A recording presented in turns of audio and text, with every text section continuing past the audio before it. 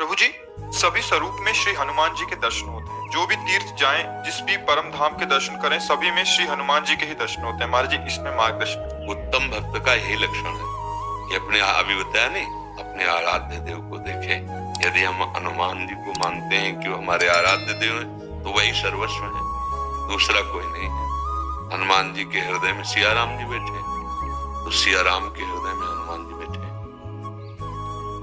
साधु हृदय मह्यम, भगवान कह रहे मेरा हृदय साधु, मैं साधु का हृदय।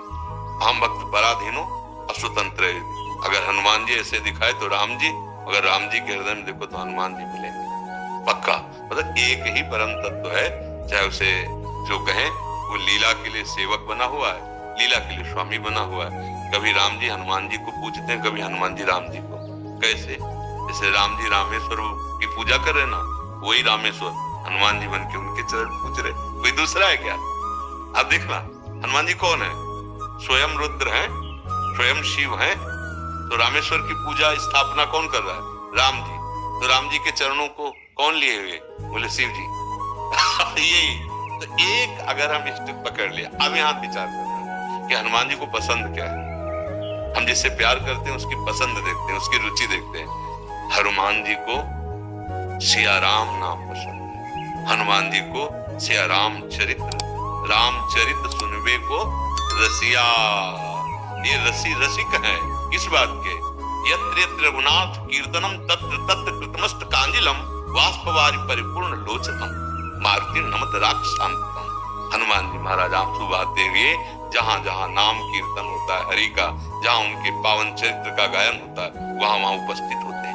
यत्र यत्र रघुनाथ कीर्तनम तत्र तत्र वहां वहां विराजमान रहते हैं। तो यदि हम हनुमान जी को इष्ट मानते हैं, उनको सिया राम जी का जस सुनाए, सिया राम जी का नाम सुनाए और सर्वत्र उपस्थिति अपने ही आराध्य देव की देखे।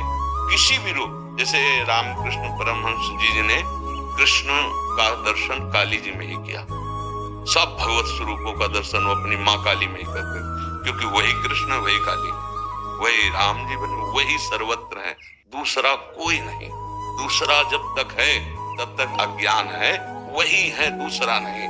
अब ये कि जो नाम रूप पकड़े उसमें आसक्त हो जाए, जो नाम रूप पकड़े, जैसे कोई राम उपासक, कोई श्याम उपासक, कोई ब्रह्म उपासक, कोई निराकार, कोई साकार, जहां पकड़े जोर से पकड़ ले एक ही जगह पहुंच जाएगा।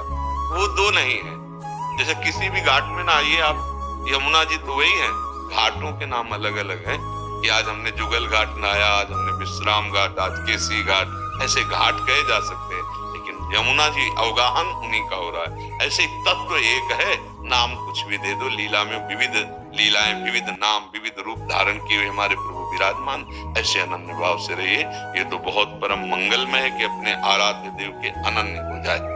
पर हनुमान जी की उपासना में एक सावधानी रखनी है कि उनको अधीन करने की बात ना सोचे शक्ति स्वरूप में, नहीं तो इतनी सामर्थ्य नहीं होती है, फिर वो मतलब बुद्धि विपरीत दिशा में चली जाएगी। समझ पा रहे हैं आप? हनुमान जी को अपने आराध्य देव के रूप में देखा जाए, हनुमान जी को उनसे शक्ति ग्रहण करने की बात, शक्ति की सिद्धियों की बात, फिर दूसरा कुछ हो जाएगा, फिर वो मार्ग प्रेम वाला नहीं रहेगा। नहीं तो हनुमान जी की आराधना का फल सीधा आएगा, राम रसायन तुम्हारे पासा। तुम राम रसायन में डूब जाओगे, भगवान की प्रेम लक्षणा भक्ति में डूब। जब हनुमान जी प्रसन्न होंगे तो वो अपनी रति नहीं प्रदान करेंगे, अंतिम बात मान लेना, वो श्री राम की रति प्रदान करेंगे, क्योंकि जिस पर प्रसन्न होते हैं वो अपने हृदय की बात दे देते हैं। उनके हृदय में क्या है? राम रसायन, राम जी का प्रेम, वो उसको प्रदान कर देते हैं। और राम जी जिस पर कृपा करते हैं उसे हनुमान जी के चरणों में निश्चित प्रेम हो जाता है, क्योंकि भक्त की कृपा से ही भगवान के प्रेम को प्राप्त किया जाता है, और भगवान की कृपा से भक्तों का संग होता है। बिनु सत्संग विवेक न होय, राम कृपा बिन सुलभ न सोई। अब मोय भाव भरोसा हनुमंता, बिनु हरि कृपा मिले नहीं संता। जब हनुमान जी मिले तो विभीषण जी को क्या दिखाई दिया? राम जी की कृपा।